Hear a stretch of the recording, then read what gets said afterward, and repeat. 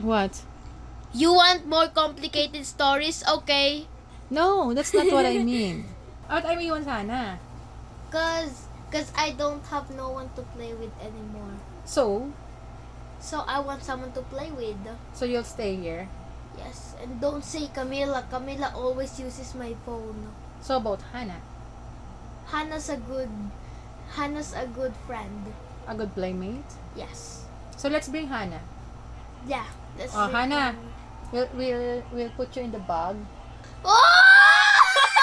Ala, si Fame. Negra na dito. Negra nakakabakasyon sa lola niya. Ayaw niya kasi umuwi ng Muson. At least Sa morena Muson, ako. sa bahay namin sa Muson, naka-aircon siya dun eh. 24/7. Eh dito, lagi siya nasa initan ng araw. Mana ka sa side ng daddy mo. Talagang morena ka. No. Ano? Ang layo ng difference ng ng skin natin, no? Pero diba? at least mas maganda Kasi ang ako hilig sa'yo. niyang magduyan dito, ang hilig niyang magpa-araw. Ay, mas maganda ka talaga sa akin. Kinuha mo lahat ng ganda ni Mami. Diba? Ang kamukha talaga ni Mami ito. Pangu talaga. Pangu. Ito talaga si Win ang kamukha ko. Ayan o. Nasa hig kami, nag-church kami dalawa.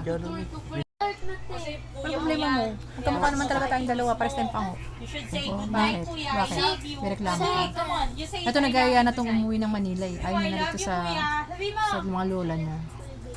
Punta, tignan mo siya. Oo, sa ayaw mo mata. na sa lola mo. Saan mo bu- Bakit gusto mo na umuwi sa bahay?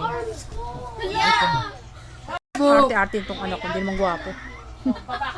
Ang ganda ng aking Lipsy O2 with red satin. Diba? Ito yung mga alaga ko. Girls, hi! Hi! Bunga nga nito ni Phil. Ingin ang bibig.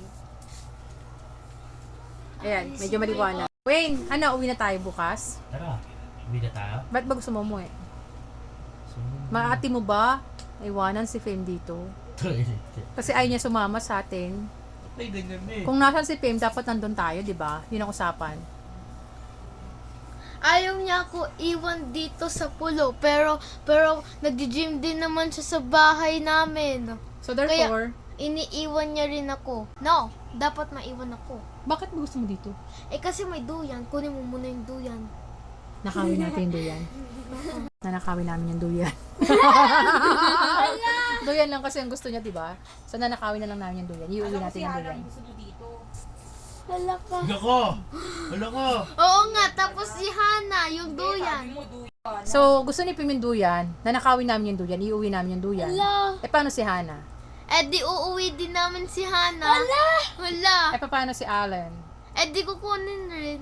Kasi, eto kasi nangyari, nagbakasyon kami dito ng 1 week before, then after that, ayaw pa umuwi ni Fame, kaya ang ginawa namin, inuwi namin si Hannah at si Allen, kasama pa si Clea, at saka yung dalawang tita niya at lola niya sa bahay, saka si Yuan.